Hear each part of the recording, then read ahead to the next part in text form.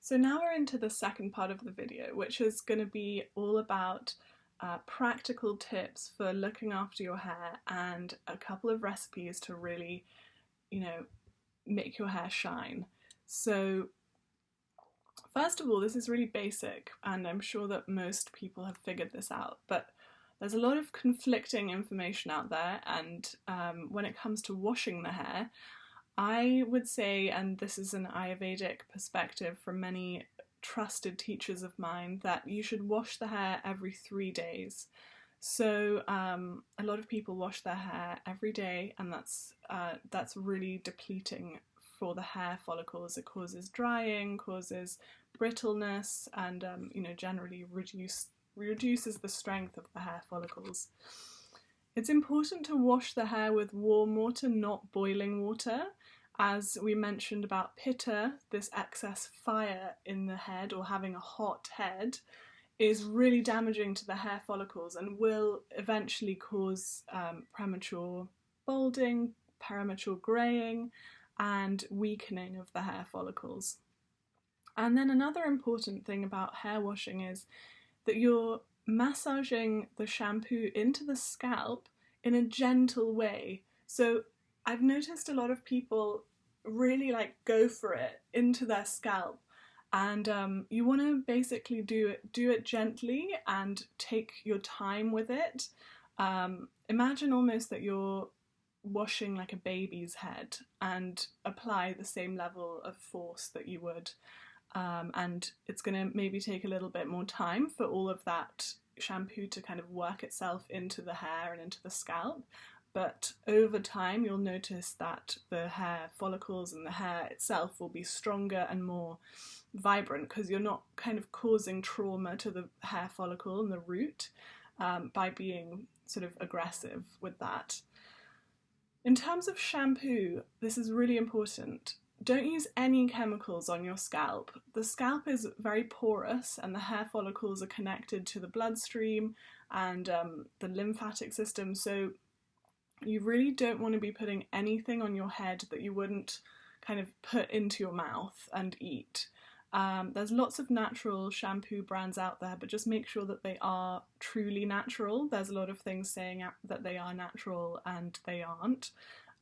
So it's important in terms of what I mentioned about amatoxin. Some of these chemicals also become toxic to the body, and then that, enters your system, creates more ama. The ama coats the cells.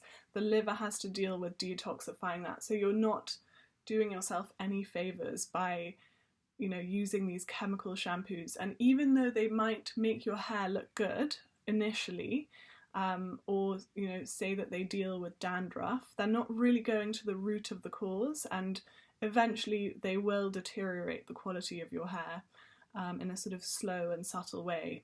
And there's actually lots of really easy recipes to make your own shampoo, and I would recommend that. And all you need is to buy a kind of very plain shampoo base, and then, or you can use Castile soap, and then all you need to do is add a kind of strong infusion of herbs and whatever essential oils you like, and that's it. It's so easy. Another important aspect of hair washing is to allow the hair to dry naturally. So you can kind of towel dry the hair and then just leave it, plan it a little bit so that you don't maybe have to go outside. Never go outside with wet hair unless you're literally sitting in your sunny, lovely garden. But it's very damaging to have wet hair. It kind of creates a lot of vata in the head to go outside with wet hair. Okay, so that's hair washing.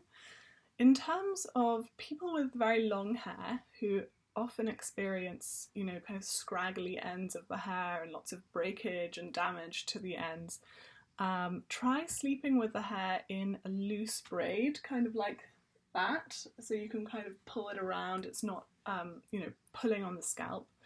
But that will protect the hair and keep the hair kind of together while you're sleeping.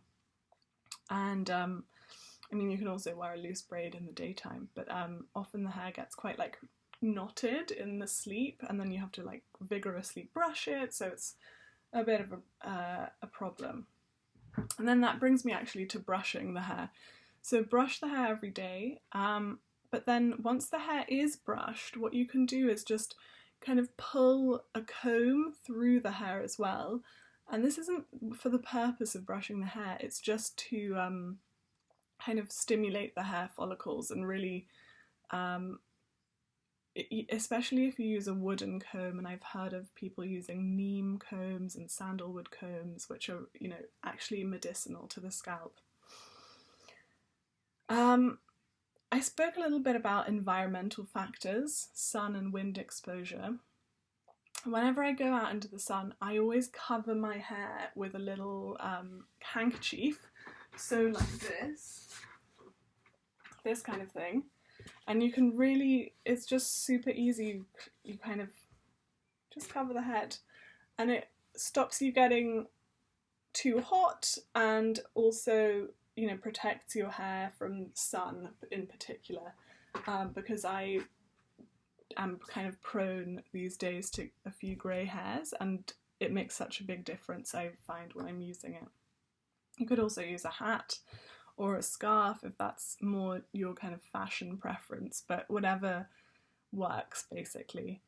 Then we're going to come to this sort of like section of treatments. So I'm going to speak a little bit about oiling, and then I'm going to give you something to do if you want to colour your hair, and then I'll give you a recipe for a tonic rinse. So oiling is recommended if your hair is in a state of imbalance. You can oil the hair once a week, and you can use many different oils for this. This is the most famous one, the famous formula in Ayurveda. Don't know if you can see that. Bringaraj or Bringadi oil. It's a blend of many different herbs, and it's amazing. It smells so good. And what you do is just warm up probably like a handful of that oil, and just sort of like drip it onto the top of your head in your kind of closed fist, and then you can start really slowly to like work it into the hair, just into the scalp really, and leave that on for about an hour, or you can even kind of wrap your head in a cloth and leave it on overnight if you're looking for a more intensive treatment. If you don't have that available, you can easily make a sort of Western equivalent, which is a really long-standing, amazing herbal remedy of rosemary infused oil. You can use pretty much any oil for this. If you have a tendency towards dryness in the scalp, you could use something like sesame oil, which is warming and very nourishing.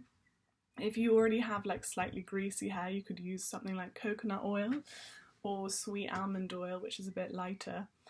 And you make an infused oil, which is chop up the herb, steep it in the oil in a warm environment for 24 hours if you can, in a bain-marie, or you can do it sort of in the sun if you live in a place that has like hot sunlight.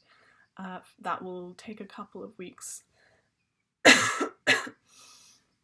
Okay, yeah, so another tip for that is that you can time that with kind of an imminent hair wash. So if you know that your 3 days is coming up and you feel like doing an intensive treatment, do the Bringaraj or do the rosemary oil just before your hair wash, so then you can get rid of the oil. Some people don't really care and they'll walk around with really oily hair, but I don't like to. It feels a bit too like congested after a while, so yeah. Then in terms of hair colouring, generally bleaching and dyeing the hair is not a great idea if you're interested in sort of super healthy hair. It really, deteriorates the quality of the hair and the follicle. It damages the follicles.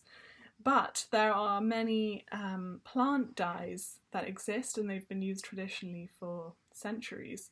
So one of the best known plant dyes is henna, and I henna my hair every few months, and since I've been doing that, it's just been so much healthier. So it's kind of a dye, but it kind of covers up grey hair, but it also really invigorates the hair. Henna is astringent and cooling, so particularly good for the summer months. If you know you're going to be spending a lot of time in the heat, in the sun, henna your hair, and it will keep your head cool, as we talked about. It exists in red and black colours. You can also make a black colour by mixing red henna and indigo. So look up the proportions if you want to do that, because I have never tried myself. And you know, that's the limitation. You know, there's only 2 colours, but yeah, there's lots of natural dyes. You could kind of experiment with this. If you don't like the way that henna looks, then c'est la vie. You're just going to have to figure out a different way of colouring your hair. I've got 2 other options later, but first I'm going to give you the recipe for henna. So 2 cups of natural henna powder with 1 cup warm water, 1 tablespoon of vinegar and 1 tablespoon of oil, whatever oil you have to hand. This is an old gypsy recipe, and the oil kind of counteracts this like astringency and drying of the henna, and the vinegar is just amazing for the hair. I'll talk a little bit about that later. So you kind of mix that all together so it's like a warm silky mud, and then you basically just get it into your hair. It's very messy, so wear gloves if you can, and protect whatever, you know, furniture or whatever, you know, stuff might get stained around you. I just stand up in the bath and do this, and then rinse everything down.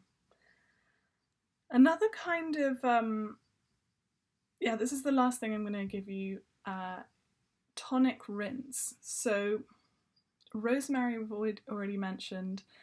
There's a rosemary and sage tonic rinse recipe which basically involves getting a big handful of rosemary and sage, chop it all up, and place it in a pan of about a pint of cold water. Then you bring that to the boil, and then you will lower the heat a little bit, simmer it for about 3 minutes, and then turn off the heat and leave that overnight. So you're creating a very strong tea of these 2 herbs. I've actually made one to show you. That's what it looks like at the end. I added also a couple of cloves because this is also known to be very good for the scalp.